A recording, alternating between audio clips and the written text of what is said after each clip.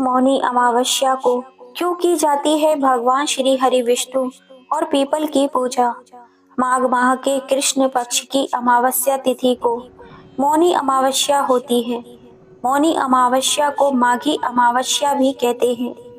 धार्मिक मान्यताओं के अनुसार मौनी अमावस्या के दिन आज गंगा नदी का जल अमृत के समान होता है। इसमें स्नान करने से सभी पाप मिट जाते हैं, निरोगी काया प्राप्त होती है और मृत्यु के बाद मोक्ष की प्राप्ति होती है।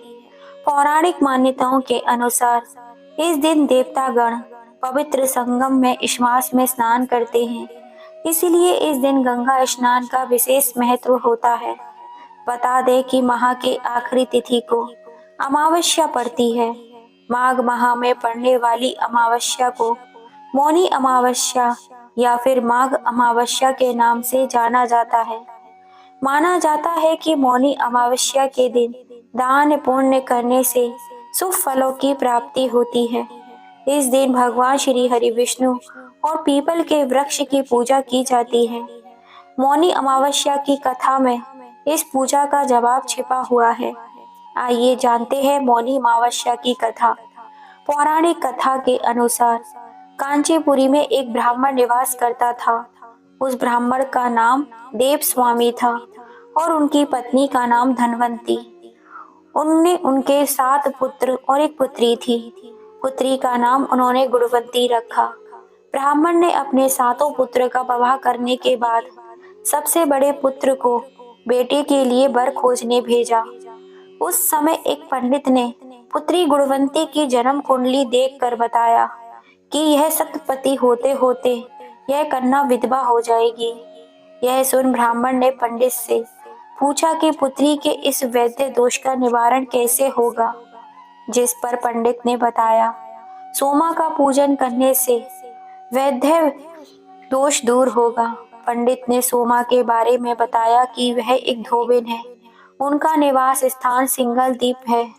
उन्हें पहले प्रसन्न करो और गुणवंती के विवाह से पूर्व उन्हें यहाँ बुला लो।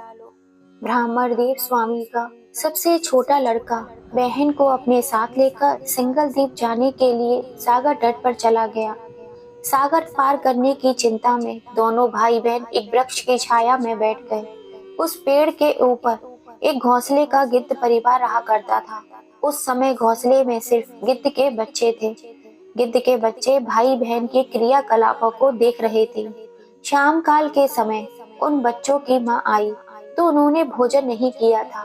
वे अपनी माँ से बोले, माँ, नीचे 2 प्राणी सुबह से भूखे प्यासे बैठे हैं। जब तक वे कुछ नहीं खा लेते हम तब तक कुछ नहीं खाएंगे। बच्चों की बात सुन दया और ममता से वशीभूत होकर गिद्ध माता उनके पास आई और बोली, मैंने आपकी इच्छाओं को जान लिया है। इस वन में जो भी फल फूल कंद मूल मिलेगा मैं ले आती हूँ, आप भोजन कर लीजिए। मैं प्रातःकाल आपको सागर पार करा संदील द्वीप की सीमा पर पहुंचा दूंगी। और वे भाई बहन माता की सहायता से सोमा के यहाँ पहुँचे। वे नित्य प्रातः उठकर सोमा का घर झाड़ कर लीप देते। एक दिन सोमा ने अपनी बहुओं से पूछा, हमारे घर कौन बुहारता है, कौन लीपता पोतता है। सास के पूछे जाने पर बहुओं ने कहा, हमारे सिवाय और कौन बाहर से इस काम को करने आएगा। लेकिन सोमा को उनकी बातों पर विश्वास नहीं हुआ। एक दिन इस रहस्य को जानने के लिए वह सारी रात जागी और सब कुछ प्रत्यक्ष देखकर जान गई। इस दौरान सोमा का उन बहन भाई से वार्तालाप हुआ। भाई ने सोमा को बहन संबंधित सारी बात बता दी। सोमा ने दोनों भाई बहनों के श्रम साधना और सेवा से प्रसन्न होकर उचित समय पर उनके घर पहुंचने का वचन देकर कन्या के वैद्य दोष निवारण का आश्वासन दे दिया। मगर भाई ने उससे अपने साथ चलने का आग्रह किया। आग्रह करने पर सोमा उनके साथ चल दी। चलते समय सोमा ने बहुओं से कहा, मेरी अनुपस्थिति में यदि किसी का देहांत हो जाए तो उसके शरीर को नष्ट मत करना, मेरा इंतजार करना। इसके बाद सोमा उन दोनों भाई बहन के साथ कंचीपुरी पहुंच गई। इसके दूसरे दिन ही गुणवंती के विवाह का कार्यक्रम तय हो गया। सतपति होते ही उसका पति मर गया। सोमा ने तुरंत अपने सचित पुण्य का फल गुणवंती को प्रदान कर दिया। तुरंत ही उसका पति जीवित हो उठा। सोमा ने उसे आशीर्वाद देकर अपने घर चली गई।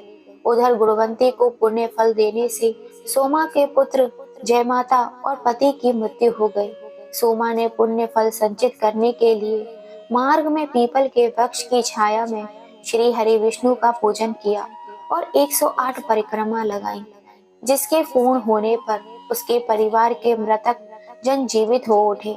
यह कथा सिखाती है कि मौनी अमावस्या पर व्रत, दान और भगवान विष्णु की आराधना से जीवन में सुख, समृद्धि और मोक्ष की प्राप्ति होती है। मौनी अमावस्या से जुड़ी एक और प्रसिद्ध और पौराणिक कथा जो समुद्र मंथन से संबंधित है। यह कथा हिंदू धर्म के शास्त्रों में वर्णित है और इस दिन की महिमा को समझने के लिए महत्वपूर्ण है।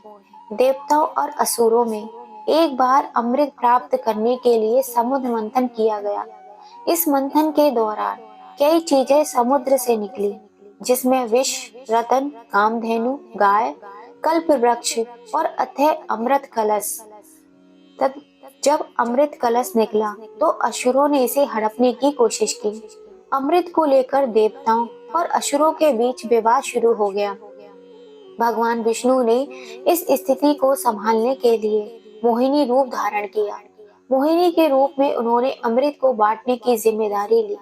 उन्होंने चतुराई से अमृत केवल देवताओं को पिलाया, जबकि असुरों को इससे वंचित कर दिया। इस दौरान कुछ अमृत की बूंदें पृथ्वी पर गिरी।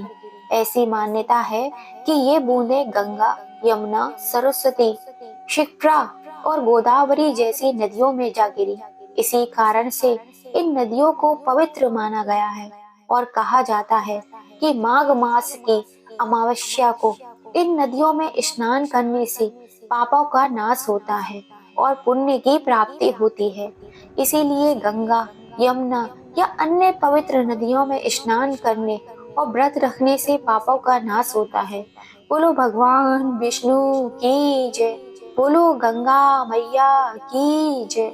दोस्तों, आज की कथा कहानियों में आपको आनंद आया हो, पसंद आई हो तो प्लीज इन्हें ज्यादा से ज्यादा शेयर कीजिए, लाइक कीजिए, सब्सक्राइब कीजिए। बोलो गंगा मैया की जय।